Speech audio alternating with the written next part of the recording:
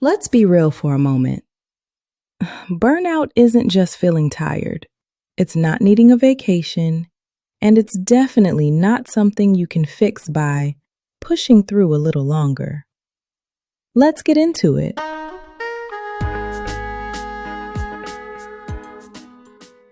Burnout is what happens when your job keeps asking more from you than your body and brain can safely give. And it keeps doing that day after day, year after year. And here's the part we don't talk about enough. When burnout goes on long enough, it can start to look and feel a lot like trauma. Your nervous system starts to freak out and can hardly tell the difference between a physical threat or a psychological one. Pressure without relief is still pressure. Stress without recovery is still damage. Let's talk about what's actually wearing people down. Number one, when the work never ends and unmanageable workloads. This is the one most people recognize right away. The workload is too much, period. Not just busy, but non-stop. There's always another email, another meeting, another task added before the last one is finished.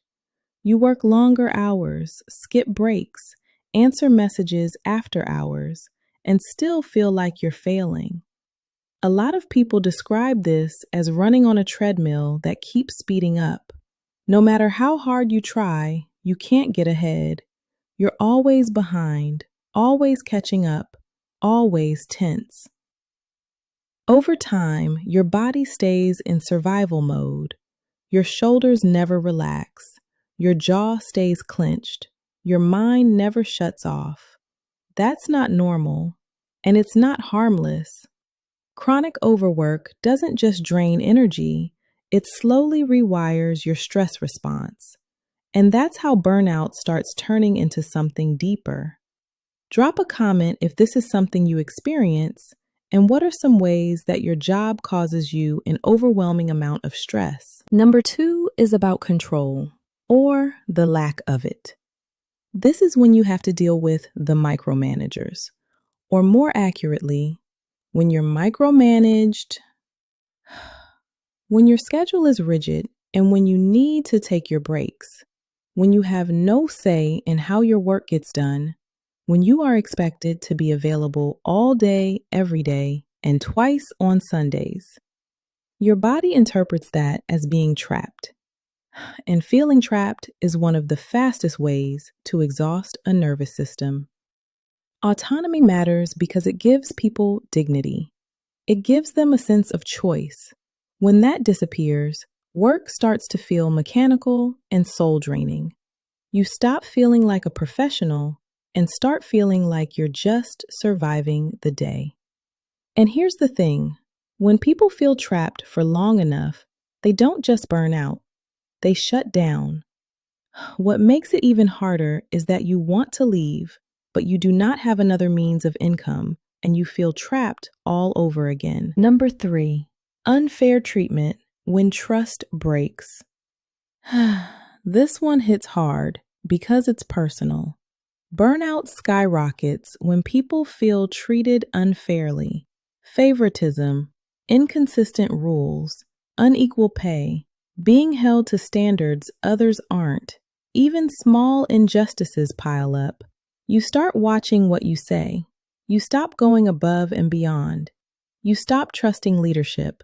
You go through the proper procedures, but leadership does nothing to help the situation. You start keeping all receipts to ensure you have all your evidence if shit hits the fan. And once trust is gone, the work loses meaning. Your body keeps score here too.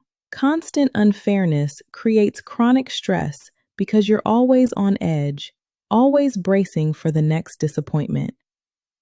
That kind of emotional vigilance is exhausting, and over time, it can absolutely contribute to trauma responses. Number four, lack of support when you feel alone at work. Feeling unsupported or isolated at work affects roughly 20% of employees, according to the World Health Organization. So trust me when I say, You are not alone. A lot of burnout isn't caused by the job itself, it's caused by feeling alone while doing it. When managers are absent, dismissive, or emotionally unavailable, people feel unsupported and invisible. No feedback, no recognition, no sense that anyone notices how hard they're trying, but trust and believe that they notice when you make the smallest mistake at times. Other signs of lack of support at work may be rare check-ins from management or colleagues. This can also be isolation, feeling left out of meetings, projects, or social activities. Lack of trust, especially in a competitive, dog-eat-dog work environment where colleagues fear sharing information. Another sign of not getting enough help is when expectations are not clear. This is not receiving guidance, constructive feedback, or resources required to succeed. And when things do not work out the way leadership requires, all the blame may fall on you or the employee. Also, emotional exhaustion, feeling disconnected, undervalued, or burned out by the loneliness. After all of this, eventually, people stop asking for help. They stop speaking up. They become defensive instead of collaborative. And isolation is dangerous. Humans aren't wired to handle ongoing stress alone. When support is missing, the nervous system stays on high alert. That's not just burnout, that's a setup for long-term harm. Number 5, toxic culture, when stress is normalized. Finally, there's workplace culture. A toxic culture doesn't always scream. Sometimes it whispers things like, "This is just how it is. If you can't handle it, maybe you're not cut out for this. Everyone's stressed. Deal with it." One person doesn't make a toxic culture. Poor communication, unresolved conflict, exclusion, defensiveness, and a lack of psychological safety all add up to this. These behaviors become ingrained in people's lives over time, and that's when the real harm starts. In these environments, burnout isn't a bug, it's a feature. Overwork is praised, boundaries are punished, rest feels unsafe. People are afraid to say no, speak up, or take care of themselves. When your body never feels safe at work, it stays in fight or flight mode, and living like that long term can absolutely shorten lives. That's not dramatic, that's biology. I bet you can think of some ways your workplace environment might be toxic. We learned a lot of information today. But what I want you to remember is that burnout is not a character flaw that you have. It's not something to power through. It's your body warning you that something is wrong. When these conditions continue unchecked, burnout can evolve into anxiety disorders, depression, physical illness, and trauma responses. Jobs don't just drain energy, they can slowly wear people down to an early grave if nothing changes. Pay attention to the signs, pay attention to the environment, and stop blaming yourself for reacting normally to abnormal conditions. Because no job is worth your health, and no paycheck is worth your nervous system. Here are some tips you can try to help with burnout.